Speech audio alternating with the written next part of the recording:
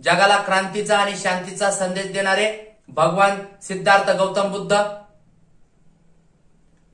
मुठभर मावळ्यासह हजारो सैतानांना नडवून, हजारो सैतानांचा पराभव करून, हजारो सैतानांना नमवून या महाराष्ट्राच्या भूमीमध्ये हिंदवी स्वराज्याची स्थापना करणारे छत्रपती शिवाजी महाराज, ज्यांच्या तेजस्वी आणि ओजस्वी विचारातून हिंदवी स्वराज्याची संकल्पना प्रेरणा मिळाली, तर ते म्हणजे हिंदवी स्वराज्य संकल्पक छत्रपती शहाजीराजे, ज्यांच्या कार्यकर्तृत्वातून, ज्यांच्या विचारांच्या प्रेरणेतून एक महान पुत्राचा जन्म झाला, ते माता जिजाऊ. या सर्वांना या ठिकाणी वंदन करतो. खरं तर जगावं कसं हे आम्हाला छत्रपती शिवाजी महाराजांच्या कार्यकर्तृत्वातून कळतं, परंतु मरावं कसं हे आम्हाला छत्रपती संभाजी महाराजांकडून कळतं. म्हणून छत्रपती संभाजी महाराज यांना सुद्धा या ठिकाणी वंदन करतो, विनम्र अभिवादन करतो.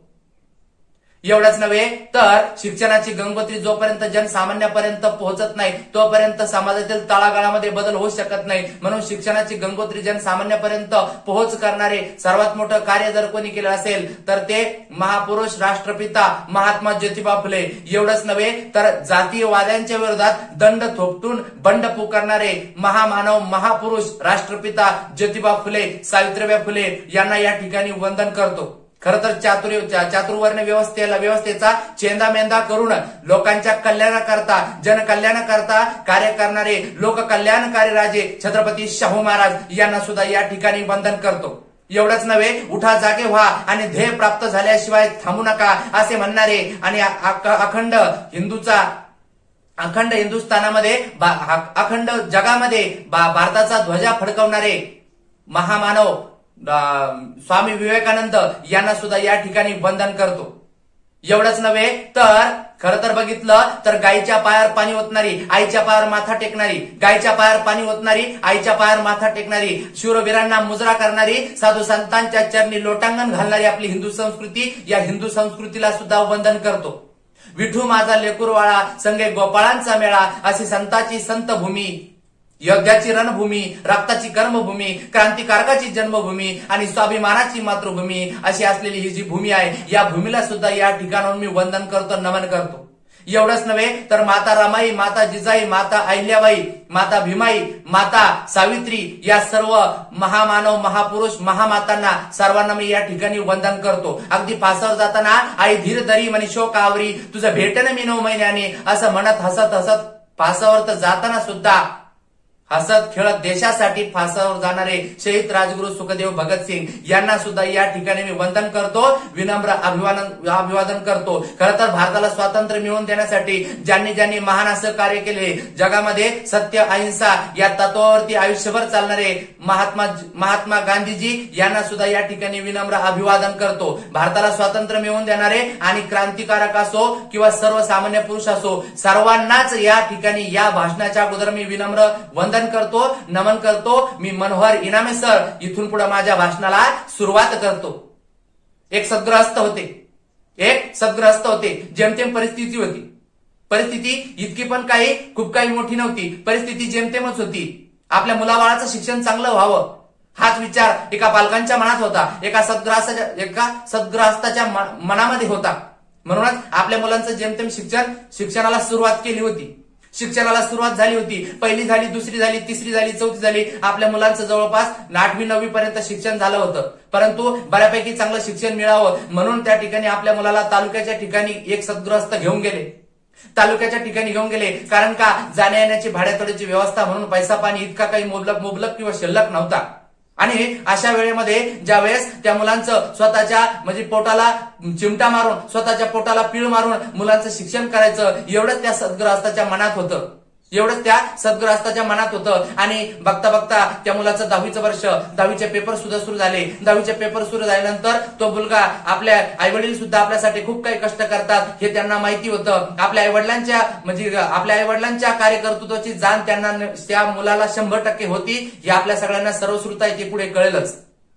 मग 10वीचा पेपर सुरू झाला. त्यातील एक प्रसंग महत्वाचा सांगतो मी तुम्हाला. तो मुलगा दररोज पेपरला जायचा, पेपरवरून आल्यानंतर घरी यायचा. घरी आल्यानंतर त्या ठिकाणी त्याला खूप भूक लागलेली असायची आणि भूक लागलेली असल्यामुळे त्याला जेवणाची इच्छा व्हायची. जेवण करायच्या अगोदर त्याला त्याच्या बाबाची आठवण नक्कीच यायची. आणि बाबाची आठवण म्हणजे वडिलांची आठवण यायची आणि वडिलांना म्हणायचा तो, बाबा चला ना जेवायला, आणि वडील म्हणायचे, बाळा तू जेवून घे, मी तुझं जेवण झाल्यानंतर जेवेल. बाळा तू जेवून घे, मी तुझं जेवण झाल्यानंतर जेवेल. दुसऱ्या दिवशी तसंच मुलगा पेपर देऊन परत घरी आला. घरी आल्यानंतर त्या ठिकाणी त्याला परत भूक लागली आणि भूक लागल्यानंतर परत त्या ठिकाणी परत त्याला बाबाची आठवण झाली आणि तो बाबाकडे गेला. बाबा चला ना जेवण करून घेऊया आपण. त्यावेळेस ते बाबा म्हणतात की नाही बाळा तू जेवण करून घे, तुझं जेवण झाल्यानंतर मी जेवेल. मग तिसरा दिवस त्या दिवशी सारखंच झालं. मुलगा पेपर देऊन घरी आला आणि घरी आल्यानंतर त्या ठिकाणी तो बाबाला म्हणतो, बाबा चला ना जेवायला, कारण तुम्ही माझ्यासोबत जेवतच नाही. आणि मग त्यावेळेस बाबा त्याला परत म्हणतात, तू जेवून घे, तुझं जेवण झाल्यानंतर मी जेवेल, तुझं जेवण झाल्यानंतर मी जेवेल. आणि मग त्या मुलाला प्रश्न पडतोय, अरे पहिल्या दिवशी पण मी तेच बोललो बाबाला, दुसऱ्या दिवशी पण म्हटलो बाबा काही माझ्यासोबत जेवले नाही, तिसऱ्या दिवशी पण बाबा माझ्या काही सोबत जेवलेच नाही. आणि नंतर माझ्या त्या मुलाच्या लक्षात आलं, अरे एवढंच नव्हे तर मी जेवल्यानंतर टोपऱ्यात एकही भाकर शिल्लक राहतच नव्हती, मग बाबा काय जेवत असेल. मग त्या मुलाला त्या ठिकाणी एक प्रकारे प्रश्न पडला आणि त्यांनी बाबाला म्हटले, बाबा तुम्ही दररोज म्हणताय तू जेवून घे, मी तुझं जेवण झाल्यानंतर जेवेल. बाबा तुम्ही दररोज म्हणताय तू जेवून घे, मी तुझं जेवण झाल्यानंतर जेवेल, परंतु माझ्या असं लक्षात आलेलं आहे मी जेवल्यानंतर टोपल्यात काही शिल्लकच राहत नाही. त्यावेळेस नेमकं तुम्ही काय खात असाल. त्यावेळेस ते बाबा म्हणाले, हे बघ बाळा, आपली परिस्थिती इतकी काही त्या ठिकाणी सदन नाही, आपली परिस्थिती इतकी पण त्या ठिकाणी काही मोठी नाही, पोटाला पीळ मारून आपल्याला शिक्षण करायचे. परंतु एक गोष्ट लक्षात ठेव बाळा, जर तू तुझं कार्य कर्तृत्व इतकं उंचावर नेलं आणि अखंड भारतामध्येच नव्हे तर संपूर्ण जगामध्ये जर तुझं चांगलं कार्य केलं, चांगलं कार्य कर्तृत्वाच्या बळावर जर तू मोठा झाला, तुझं कार्य सगळीकडे पसरलं आणि तुझं सगळीकडे नाव झालं ना, तर त्या दिवशी पोटाची खळगी भरण्यापेक्षा मनाची माझी शांती मला मिळेल आणि मला असं कार्य तुझ्याकडून अपेक्षित आहे, तसं तू कार्य तुझ्या आयुष्यामध्ये करावं हीच अपेक्षा आहे. आणि ते जरी झालं तरी माझं खऱ्या अर्थानं पोट भरेल, मन भरेल. आणि ते शब्द, त्या बाबाचे शब्द त्या मुलाने पाळले आणि त्या मुलाने स्वतःच्या कार्यकिर्दीच्या बळावरती अखंड भारतातच नव्हे जगामध्ये नाव कोरलं. ते व्यक्तिमत्व, तो मुलगा दुसरं तिसरं कोणी नव्हे, तो फक्त आणि फक्त ते महामानव भारतरत्न डॉक्टर बाबासाहेब आंबेडकरच होते. डॉक्टर बाबासाहेब आंबेडकर आज त्यांची जयंती. खरं जर बघितलं, इंग्रज भारतात आले होते, भारतावरती त्यांनी राज्य केल्यानंतर परत ते निघूनही गेले. अनेक प्रकारच्या भारतीय क्रांतिकारक म्हणा, विचारक म्हणा, सर्व जनसमुदाय एकत्रित येऊन इंग्रजाचा पराभव करून इंग्रजाला परतवून सुद्धा लावलं. परंतु त्यानंतर सुद्धा इंग्रज गेले म्हणजे भारतातल्या समस्या सुटल्याच नव्हत्या. इंग्रज गेल्यानंतर खऱ्या अर्थाने समस्या बऱ्याच काही सुरू झाल्या होत्या. कारण इथली जी काही जाती व्यवस्था होती, इथली जी काही न्याय व्यवस्था होती, या सर्व न्याय व्यवस्था, जाती व्यवस्था आणि वर्ण व्यवस्थेच्या आधारावरती भारताची न्याय व्यवस्था आणि भारताची समाज व्यवस्था चालत होती. खरं जर बघितलं तर असा भयान काळ खरंच सुरू झाला होता. तुम्ही म्हणता भयान काळ कस काय सुरू झाला होता. खरं तर इंग्रज तर गेले निघून, मग नेमकं भयान काळ होताच कुठं. परंतु खरंच सांगतो मी तुला, खरंच भयान काळ होता. कारण इथं काय होतं, नदीतल्या गोठ्यातील शेणाला आणि भलत्याच भोजनाच्या पंक्तीला वावाला होता. पण इथं माणुसकीला किंमत नव्हती, मानवाला किंमत नव्हती. मानवाला अस्पृश्य समजलं जायचं. अरे माणूस म्हणून जन्माला आलेला मुलगा, त्याला माणूस म्हणून सुद्धा नीट जगता येत नव्हतं. अशी भयान परिस्थिती या भारताच्या भूमीत होती, या महाराष्ट्राच्या भूमीत होती. कारण काय तर कुठल्या तरी म्हणजे अनेक प्रकारच्या माणसांना, अक्षरशः कोड आलेल्या माणसाला जसं आपण काही वाळीत टाकतो, दूर टाकतो, अशा भयान परिस्थितीमध्ये माणूस जगत होता. अस्पृश्य म्हणून हिणवलं जायचं, अस्पृश्य म्हणून दूर टाकलं जायचं, अस्पृश्य म्हणून तिटकारा व्यक्त केला जायचा, अस्पृश्य म्हणून नको म्हणून त्याला दूर लटलं जायचं. अशा अनेक प्रकारच्या समाजातील काही घटकावरती अन्याय होत होता. अगदी 4 वर्णामुळे 4000 जाती निर्माण झाल्या होत्या. आणि खरं जर बघितलं तर ह्या सगळ्या भयान परिस्थितीमध्ये माणसाला माणूस म्हणून कोण किंमत देणार. अरे सगळीकडे विकार पसरलेला होता, सगळीकडे म्हणजे एक प्रकारचा आजार पसरलेला होता. माणूस म्हणून जर जगण्याची किंमत नसेल, माणूस म्हणून जर वागण्याची किंमत नसेल, माणूस म्हणून स्वतःचं स्वातंत्र्याने जगण्याची किंमत नसेल, तर या जगण्याला सुद्धा काही अर्थ नाही. खरं तर या सगळ्या गोष्टीवरती कोणीतरी आवाज उठवणं गरजेचं होतं. कारण काय दोष होता त्या मानवाचा जर अस्पृश्य म्हणून जन्माला आले, काय दोष होता त्या मानवाचा, जर त्याला त्या ठिकाणी एखाद्या विशिष्ट समाजामध्ये एखाद्या विशिष्ट घटकामध्ये जन्म घ्यावा लागला, हे काय त्याचं पाप होतं का? नाही. परंतु इथली समाज व्यवस्था, न्याय व्यवस्था अशी होती, काय विशिष्ट घटक असे होते का ते घटक आपल्या सामर्थ्याच्या बळावरती, स्वतःचे ताकदीच्या बळावरती दुसऱ्यावरती अन्याय करत होते. मग अशा भयान परिस्थितीमध्ये, अशा भयान आणि आपण म्हणू शकतो की कटू परिस्थितीमध्ये खरं जर बघितलं तर या सगळ्या गोष्टीला वाचा फोडण्यासाठी, या सगळ्यांना न्याय मिळवून देण्यासाठी कोणीतरी जन्माला येणं खूप गरजेचं होतं. आणि तो सोनेरी क्षण म्हणजे भारतरत्न डॉक्टर बाबासाहेब आंबेडकर यांचा जन्मच होता. त्यांचा जन्म झाला तो कशासाठी झाला? या समाजातील जेवढे काही धर्म मार्तंड होते, जे धर्मावरती मानवाला अस्पृश्य करून मानवाला वेगवेगळं करण्याचं कट कारस्थान रचत होते, त्या सर्वांना न्याय देण्यासाठी, त्या सर्वांना धडा देण्यासाठी आणि सर्व मनुष्य जातीला समान न्याय देण्यासाठी खरं तर महामानव भारतरत्न डॉक्टर बाबासाहेब आंबेडकर यांचा जन्म झाला होता. खरं बघितलं तर डॉक्टर बाबासाहेब आंबेडकर नेमकं काय? डॉक्टर बाबासाहेब आंबेडकर विशिष्ट एका जातीपाती धर्माचे नव्हते. डॉक्टर बाबासाहेब आंबेडकर विशिष्ट एका जनसमुदायाचे नव्हते. हे आम्हाला कळून घेणं खूप गरजेचं आहे. कारण डॉक्टर बाबासाहेब आंबेडकर यांनी सर्वांसाठीच कार्य केलेलं आहे, परंतु आपण त्यांचं कार्य विशिष्ट जातपात धर्मामध्ये आपण त्या ठिकाणी मोडून घेतोय. ही मोठी शोकांतिका आहे. खरं तर बघितलं तर आचार्य अत्रे डॉक्टर बाबासाहेब आंबेडकर समजून सांगताना आपल्याला सांगतात, डॉक्टर बाबासाहेब आंबेडकर म्हणजे बाबासाहेब आंबेडकर म्हणजे मूर्तिमंत बंडच होय. असं बंड जे देहाच्या कणाकणातून, रक्ताच्या कणाकणातून सगळीकडे अन्यायाविरोधात स्वतःहून उभा असलेलं बंड म्हणजे डॉक्टर बाबासाहेब आंबेडकर होय. एवढंच नव्हे, डॉक्टर बाबासाहेब आंबेडकर म्हणजे अशा प्रकारची हुंकार जी एक प्रकारे अन्यायाच्या विरोधात एकवटलेली वज्र मुठच होय. डॉक्टर बाबासाहेब आंबेडकर म्हणजे अशा प्रकारच्या जातीवाद्यांच्या विरोधात एक फेकलेलं अस्त्र चक्रच होय. डॉक्टर बाबासाहेब आंबेडकर म्हणजे जातीवाद, धर्मवाद, विषमतावाद याच्या विरोधात पुकारलेलं एक युद्धच होय. डॉक्टर बाबासाहेब आंबेडकर म्हणजे दुसरं तिसरं कोणी नव्हे, डॉक्टर बाबासाहेब आंबेडकर, डॉक्टर बाबासाहेब आंबेडकरच होय. कारण त्यांना दुसऱ्या कोणाची उपमा लागूच शकत नाही. एवढं कार्य कर्तृत्व डॉक्टर बाबासाहेब आंबेडकरांचं होतं. खरं जर बघितलं तर मग आपण काय करतो?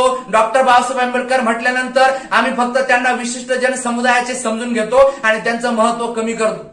डॉक्टर बाबासाहेब आंबेडकरांमुळे आम्हाला खुलं जगण्याचं स्वातंत्र्य मिळालं. डॉक्टर बाबासाहेब आंबेडकरांमुळे आम्हाला सगळ्या काही गोष्टी आम्हाला स्वतःच्या करता येऊ लागल्या. डॉक्टर बाबासाहेब आंबेडकरांमुळेच माणूस म्हणून खरी किंमत माणसाला मिळाली. हे फक्त एका विशिष्ट जनसमुदायापुरतंच नव्हतं, तर ते सर्वांसाठी होते. समजून घेणं खूप गरजेचं आहे. आजच्या दिवशी आम्हाला डॉक्टर बाबासाहेब आंबेडकर कळणं ही काळाची गरज झालेली आहे. डॉक्टर बाबासाहेब आंबेडकरांनी कुठल्याही एका विशिष्ट जातपात धर्मासाठीच कार्य केलं नाही, त्यांनी सबंध भारतासाठी कार्य केलं. तुम्ही म्हणाल कसं? तर तुम्ही विचार करा, अमेरिकेसारख्या प्रगत राष्ट्रामध्ये कुठलीही महिला आतापर्यंत राष्ट्राध्यक्ष बनू शकली नाही, परंतु या भारतासारख्या देशामध्ये जिथं त्या ठिकाणी जातपात धर्मभेद चालतंय, अशा न्याय व्यवस्थेमध्ये सुद्धा त्या ठिकाणी भारताच्या पंतप्रधान इंदिरा गांधी बनू शकल्या, भारताच्या राष्ट्रपती प्रतिभाताई पाटील बनू शकल्या, भारताच्या त्या ठिकाणी लोकसभा अध्यक्ष म्हणून त्या ठिकाणी स्पीकर म्हणून सुमित्रा महाजन बनू शकल्या. ही ताकद आणि हे कार्यकर्तृत्व कोणामुळे जर घडलेलं असेल तर डॉक्टर बाबासाहेब आंबेडकर यांच्या राज्य घटनेमुळे घडलेलं आहे. एक काळ असा होता की एक राजा, एक राणी, जे काही असेल ना पुत्र, तर ते फक्त राजा राणीच्या पोटी जन्माला यायचे आणि तेच राज्य करायचे. परंतु आता राजा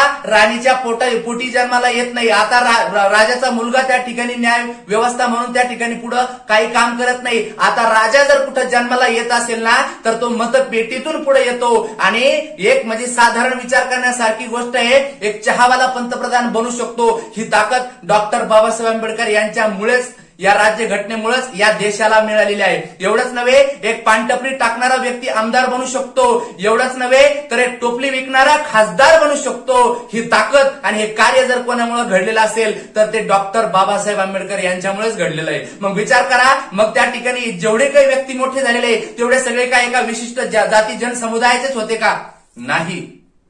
मग विचार करा, आपण का डॉक्टर बाबासाहेब आंबेडकर यांना विशिष्ट एका जनसमुदायाच करून घेतोय? अरे खऱ्या अर्थाने छत्रपती शिवाजी महाराजांना मानणारा वर्ग डॉक्टर बाबासाहेब आंबेडकर यांना मानणारा वर्ग असलाच पाहिजे, आणि खऱ्या अर्थाने डॉक्टर बाबासाहेब आंबेडकर यांना मानणारा वर्ग छत्रपती शिवाजी महाराज यांना मानणारा असलाच पाहिजे. एवढंच नव्हे तर डॉक्टर बाबासाहेब आंबेडकर यांना मानणारा वर्ग छत्रपती शिवाजी महाराजांना मानणारा असलाच पाहिजे, आणि महात्मा ज्योतिबा फुले यांना मानणारा असलाच पाहिजे. एवढंच नव्हे, छत्रपती शिवाजी महाराजांना मानणारा वर्ग हा संबंध महाराष्ट्रातीलच नव्हे तर भारतातील सर्व महापुरुषांना मानणारा वर्ग असलाच पाहिजे. तुम्ही म्हणाल कसं काय? तर या सगळ्या महापुरुषांनी देशासाठी कार्य केलेलं आहे, देशासाठी कार्य केलेलं आहे, अखंड भारतासाठी कार्य केलेलं आहे, विभाजनासाठी कधी कार्य केलेलं नाही. परंतु आपण त्यांचे काय केलेले आहे? विभाजन करून ठेवलेले आहे. छत्रपती शिवाजी महाराज म्हटलं की आपण मराठ्यांचे करून घेतो, डॉक्टर बाबासाहेब आंबेडकर म्हटल्यानंतर आपण दलितांचे करून घेतो, महात्मा ज्योतिबा फुले म्हटल्यानंतर आपण माळ्यांचे करून घेतो.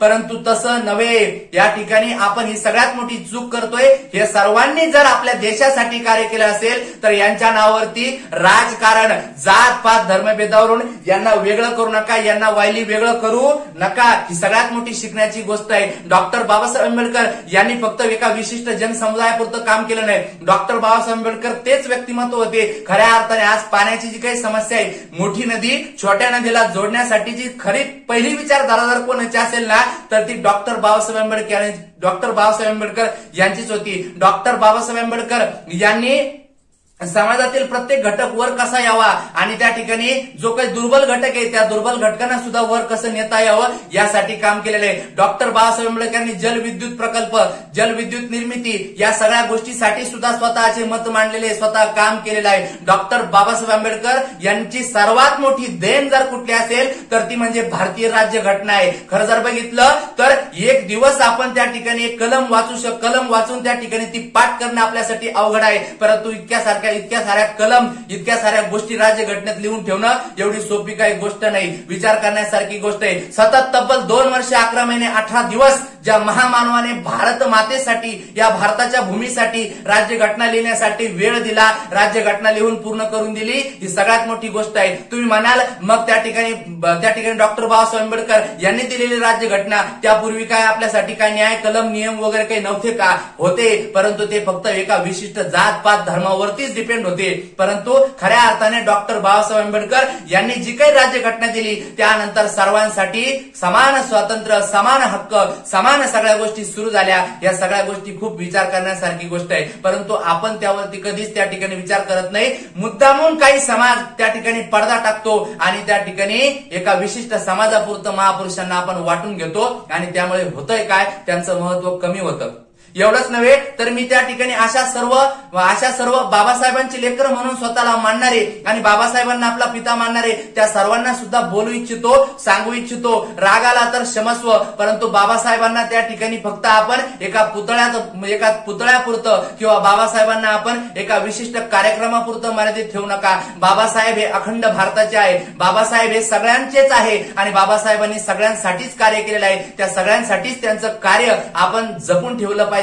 त्या सगळ्यांसाठीच बाबासाहेब आहे हे आपण त्या ठिकाणी आवर्जून हे केलं पाहिजे. बाबासाहेबांच्या नावाने राजकारण करणारे राजकारण कधीही करू नका. बाबासाहेबांनी तुम्हाला राजकारण करण्यासाठी बाबासाहेब वेगळे करून दिलेले नाही. बाबासाहेबांनी अखंड भारतासाठीच काम केलेले हे आजच्या दिवशी समजून घेण्याची गरज आहे. खरं तर बाबासाहेबांची लेकरं म्हणून घेणारे आणि असे सुद्धा काही समाजातील व्यक्ती आहे बाबासाहेबांच्या पुण्यामुळे डॉक्टर बनले, शिक्षक बनले, वकील बनले, परंतु बाबासाहेबांचं नाव घ्यायला सुद्धा त्यांना लाज वाटते. बाबासाहेबांचा फोटो सुद्धा घरात लावायला लाज वाटते. असे सुद्धा व्यक्ती आहे. खरं तर ज्यांच्या पुण्यामुळे आपण मोठे होतो ना त्यांना कधी विसरलं नाही पाहिजे. ही सुद्धा सगळ्यात मोठी शिकवण आजच्या व्हिडिओच्या माध्यमातून आपण घेतलीच पाहिजे. खऱ्या अर्थाने बघितलं तर डॉक्टर बाबासाहेब आंबेडकरच होते. त्यांच्यासारखे कोणी बनू पण शकत नाही. खऱ्या अर्थाने डॉक्टर बाबासाहेब आंबेडकर यांचे विचार सुद्धा खूप ग्रेट होते. डॉक्टर बाबासाहेब आंबेडकर यांनी कधी त्या ठिकाणी कोणी आपल्याला अस्पृश्य म्हणून त्या ठिकाणी हिरावतंय, कोणी आपल्याला वेगळ्या पद्धतीने हे करतंय, कधीच त्यांनी त्या ठिकाणी कुठल्याही संकटाला कधीच त्यांनी काय केलेलं आहे, हार मानलेली नाही. प्रत्येक संकटावरती मात देऊन स्वतः कार्य केलेलंच आहे. विशिष्ट जनसमुदायाने जरी त्यांना त्या ठिकाणी एक प्रकारे त्रास दिला असेल परंतु त्या ठिकाणी त्यांनी त्या त्रासाला झुगारून त्या ठिकाणी अखंड भारतासाठी काम केलेलं आहे. ही सगळ्यात मोठी गोष्ट आहे ती आपण सगळ्यांनी समजून घेणं खूप गरजेचं आहे. डॉक्टर बाबासाहेब आंबेडकर एक असं व्यक्तिमत्व आहे, म्हणजे विचार करा तुम्ही, जगात म्हणजे 1% बुद्धी वापरून सुद्धा एक म्हणजे आपण महामानव बनू शकतो. तर आपण त्या ठिकाणी आपले सर्व बुद्धीचा खरोखर त्या ठिकाणी वापर केला तर आपण सुद्धा काय पण बनू शकत नाही. ही विचार करण्यासारखी गोष्ट आहे. हे सगळ्या गोष्टी कोणाच्या कार्यकर्तृत्वातून आपल्याला कळत असेल तर ते म्हणजे डॉक्टर बाबासाहेब आंबेडकर यांच्या कार्यकर्तृत्वातूनच कळत असेल. शिका, संघटित व्हा, संघर्ष व्हा. आणि ह्या वाक्यातूनच शिकण्याचं महत्व, शिक्षणाचं महत्व जर खरं कळत असेल तर ते डॉक्टर बाबासाहेब आंबेडकर यांच्या कार्यकर्तृत्वातूनच कळत असेल. यांच्या कार्यकर्तृत्वानुच आपल्याला कळू शकतं. एवढंच नव्हे, डॉक्टर बाबासाहेब आंबेडकर यांची विचारधारा आपण सगळ्यांनी नक्कीच जोपासूया. डॉक्टर बाबासाहेब आंबेडकर यांना जसं अपेक्षित जीवन आहे तसं आपण जीवन नक्कीच जगूया. आणि डॉक्टर बाबासाहेब आंबेडकर यांच्या नावाखाली जे काही राजकारण करणारे असेल त्या राजकारण्यांना सुद्धा धडा शिकूया. आणि डॉक्टर बाबासाहेब आंबेडकर फक्त भारतातच नव्हे तर जगामध्ये सुद्धा डॉक्टर बाबासाहेब आंबेडकर आहेत आणि सगळे त्यांचे विचारधारा हे करणारे आहे. तर त्यांची विचारधारा आपल्या जीवनामध्ये सुद्धा अंगीकारूया. त्यांचे जे काही चांगले कार्य, चांगले गुण आहे तर ते त्या ठिकाणी आपण आपल्या जीवनामध्ये अंगीकारूया. एवढीच प्रेरणा, हीच गोष्ट आजच्या भाषणातून आपण 100% आपल्या जीवनामध्ये अवलंब करूया, एवढंच सांगू इच्छितो. आणि पूर्ण भाषणाच्या दरम्यान माझ्याकडून जर कोणाच्या भावभावना जरी दुखावल्या असेल, कसं असतं, काही गोष्टी सत्य बोलल्या, कटू बोलल्या तर त्या ठिकाणी राग येतो, मनाला टोचतं, लागतं, परंतु सत्य सत्यच असतं. डॉक्टर बाबासाहेब आंबेडकर यांचे खरंच आपल्या सर्वांवरती खूप मोठे उपकार आहे आणि त्यांच्या पुण्यामुळेच आज आपण उभा आहोत, हे सगळ्यांनी विसरता कामा नये. म्हणूनच डॉक्टर बाबासाहेब आंबेडकर यांची जयंती साजरी करीत असताना आपण त्यांचे विचार, त्यांचे कार्य आपल्या जीवनाच्या समोर ध्येय म्हणून त्यांचे विचार समोर ठेवून आपल्या जीवनात सुद्धा आपण तसंच बनण्याचा प्रयत्न करूया. आणि आजच्या दिवशी माझ्याकडून सर्व माझ्या तमाम प्रेक्षक वर्गांना, माझ्या श्रोते मंडळींना, जे वारंवार माझे व्हिडिओ बघतात, मला लाईक करतात, मला फॉलो करतात, त्या सगळ्यांना मी आजच्या दिवशी डॉक्टर बाबासाहेब आंबेडकर यांच्या जयंतीनिमित्त शुभेच्छा देतो. आणि माझं मोजकं शब्दात असलेलं जे काही भाषण आहे ते या ठिकाणी संपवतो. काही चूक झाली असेल तर ते माझं स्वतःचं भाषण. प्रत्येकाला विचार स्वातंत्र्य, व्यक्ती स्वातंत्र्य आणि बोलण्याचं पण स्वातंत्र्य, प्रत्येक ज्याला त्याला त्याचं स्वातंत्र्य. तुम्हाला आवडलं 100% अनुकरण करा, नाही आवडलं माझी चूक म्हणून मला त्या गोष्टी सोडून द्या. धन्यवाद. आपली भेट पुढच्या व्हिडिओमध्ये. सर्वांना परत एकदा डॉक्टर बाबासाहेब आंबेडकर जयंतीच्या खूप साऱ्या हार्दिक शुभेच्छा. धन्यवाद.